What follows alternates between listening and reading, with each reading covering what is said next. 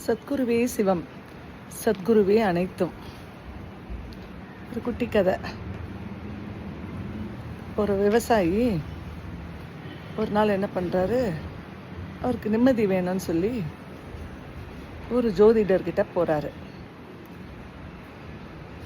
ஜோதிடர்கிட்ட போகும்போது இந்த கதை சொல்கிறதுக்கு முன்னாடி எனக்கு பூசலாரோட கதை தான் ஞாபகம் வருது. பூசலார் உங்களுக்கு எப்படி மனசால கோயில் கட்டி கும்பாபிஷேகம் நடத்தினாரோ அந்த கதை மாதிரி இப்போ நான் சொல்கிற கதையும் இருக்கும்.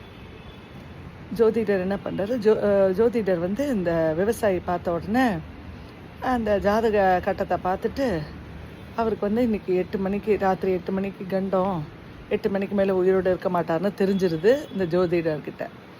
ஜோதிடர் என்ன பண்ணுறாரு, உடனே இந்த விவசாயி பார்த்து, எனக்கு ரொம்ப அர்ஜெண்ட்டாக ஒரு வேலை இருக்குது, நான் வெளியில் போகணும், நாளைக்கு காலையில் வாங்க, உங்களை இந்த கட்டத்தை பார்த்து உங்களுக்கு பலன் சொல்கிறேன், நான் அர்ஜெண்ட்டாக வெளியில் போகிறேன்னு சொல்லி அவர் அனுப்பிச்சிடுறாரு. அந்த விவசாயியும் அதை நம்பி சரி நாளைக்கு காலையில் வருவோன்னு அவர் கிளம்பிடுறாரு. இந்த ஜோதிடர் என்ன பண்ணுறாரு, அவங்க மனைவி கிட்ட இன்றைக்கி ராத்திரி 8 மணிக்குள்ளே இவருடைய காலம் முடிஞ்சிருது, இந்த கட்டம் சொல்லுது, இவர் நாளை காலையில் உயிரோடு இருக்க மாட்டார், அது எப்படி சொல்கிறதுன்னு தான் நாளைக்கு காலையில் வாங்கன்னு சொல்லி அனுப்பிச்சிட்டேன் அப்படின்னு சொல்லி மனைவி கிட்ட வருத்தப்பட்டுருக்காரு.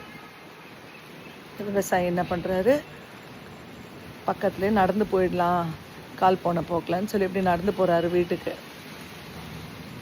நடந்து போயிட்டே இருக்கிறச்ச ரொம்ப இருட்டாயிடுது, மழை, கருமேகம் சூழ்ந்து மழை, ஜோன்னு மழை பெய்யுது. இவர் காட்டு வழியாக போனால் சீக்கிரம் வீடு போய் சேர்ந்துடலான்ட்டு காட்டு வழியாக போகிறாரு. மழை பெஞ்ச உடனே இடி மின்னல்ன உடனே இந்த விவசாயி கொஞ்சம் எங்கே போய் நம்ம ஒதுங்கலான்னு பார்த்தீங்கன்னா, தூரக்க ஒரு பாழடைஞ்ச கோயில் இருக்குது, சிவன் கோயில் பாழடைஞ்சது இருக்குது.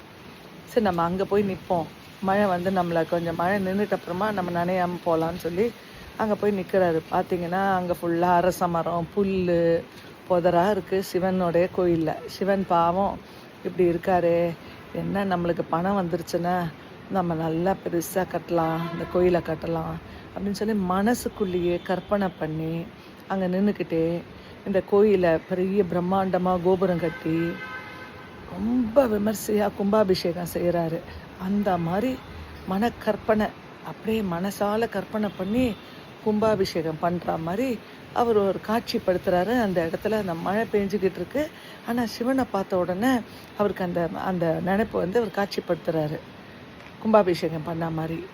திடீர்னு மேலே அப்படி நிமிர்ந்து பார்க்குறாரு, மேலே கூரை மேலே ஒரு கருநாகம் இவரை கொத்துறதுக்கு ரெடியாக நிற்குது.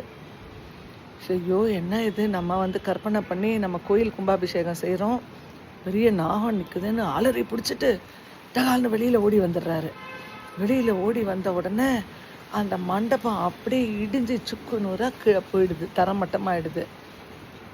ஒரு பெருமூச்சு வாங்கி ஐயோ பயந்துட்டு நல்ல காலம் நம்ம கருநாகத்துக்கிட்டேருந்து தப்பிச்சிட்டோம் அப்படின்னப்போ மணி சாயங்காலம் 8 மணி. வீடு சேர்ந்துடுறாரு. வீடு சேர்ந்துட்டு காலையில் வேகமாக புறப்பட்டு அந்த ஜோதிடர் வீட்டுக்கு போகிறாரு. ஜோதிடர் வீட்டுக்கு போன உடனே ஜோதிடர் பார்த்த உடனே ஷாக் ஆகிடுறாரு. என்னடா இது, நேற்று 8 மணிக்கு இறந்து போகிறவன் இப்போ உயிரோடு நிற்கிறாரே, நம்ம சொன்னதெல்லாம் நம்ம பார்த்த கட்டம்லாம் தப்பாயிடுச்சு அப்படின்னு சொல்லி அந்த கட்டத்தை பார்க்குறாரு. பார்த்து என்ன எப்படி இவர் தப்பிச்சிருக்க முடியும், இவ்வளோ பெரிய கண்டம் இருந்தது இவருக்கு, எப்படி தப்பிச்சிருப்பாரு அப்படின்னு அந்த கட்டத்தில் போட்டு ஆராய்ச்சி பார்த்தா, இவர் சிவன் கோயில் கட்டியிருந்தாலொழிய இவர் தப்பிக்க முடியாது அப்படின்னு அந்த ஜோசியம் சொல்லுது. வெளியில் அவர் அந்த விவசாயியை பார்த்து, நேற்று இந்த மாதிரி உங்களுக்கு ஒரு பெரிய கண்டம் இருந்தது, நீங்கள் எப்படி தப்பிச்சிங்கன்னு தெரியல அப்படின்னு சொன்னப்போ அந்த விவசாயி சொல்கிறாரு, ராத்திரி 8 மணிக்கு நான் அந்த கோயில் இதில் நிழலில் போய் நின்னேன், அப்போ மேலே பார்த்தீங்கன்னா ஒரு கருநாகம் இருந்தது, பயந்துட்டு வெளியில் நான் அப்போ தான் கற்பனையில் அந்த கோயிலுக்கு கும்பாபிஷேகம் பண்ணுற அளவுக்கு கற்பனையில் இருந்தேன், நான் கற்பனை பண்ணி கும்பாபிஷேகம் செஞ்சு முடித்தேன் அந்த கோயில் பணிகளை, மேலே நிமிர்ந்து பார்த்தப்போ கருநாகம் இருந்ததை பார்த்து ஓடி வந்தேன் வெளியில் வந்துட்டப்புறம் அந்த மண்டபம் அப்படியே இடிஞ்சிடுச்சு அப்படின்னு சொன்னார். அப்போ இவர் விவரிக்கிறாரு, ஆமாம் நீங்கள் கோயில் கட்டினாலொழிய நீங்கள் தப்பிச்சிருக்க முடியாதுன்னு ஜோதிடத்தில் சொல்லுது. அதனால தான் நீங்கள் கற்பனையால் நீங்கள் கட்டின கோயில்னால நீங்கள் தப்பிச்சிங்க. அந்த ஜோதிடத்தை அது எப்படியோ உங்களை அந்த கோயில் கட்டுற மாதிரி பண்ணி உங்களை தப்பிக்க வச்சிடுச்சு. உங்கள் நேரம் நல்ல நேரம் அப்படின்னு சொல்கிறாரு அந்த ஜோதிடர். நம்ம பூசலார் பாருங்க, மனசால கட்டின கோயில் கும்பாபிஷேகம் பண்ணுறதுக்கு இறைவன் வந்தார். அதே மாதிரி இந்த விவசாயி அவர் மனசால கற்பனையாக கட்டின கோயில்னால அவர் உயிர் பிழைச்சார். எப்போவுமே நம்ம நல்லது செய்யணும், கோயில் திருப்பணிகள் செய்யணும், 4 பேருக்கு நல்லது செய்யணும், 4 பேருக்கு அன்னதானம் வழங்கணும், 4 பேருக்கு படிப்புக்கு செலவு பண்ணணும், 4 பேருக்கு மருத்துவ செலவு செஞ்சோம்னா நம்மளோட பாவம்லாம் ஓடி போய் கடவுள் ஓடி நம்மளை காப்பாற்றி நம்மளை நல்வழிப்படுத்துவார். ஓகே, அடுத்த வீடியோவில் உங்களை சந்திக்கிறேன். வாழ்க வளமுடன், நேர்மையாக. Stay blessed.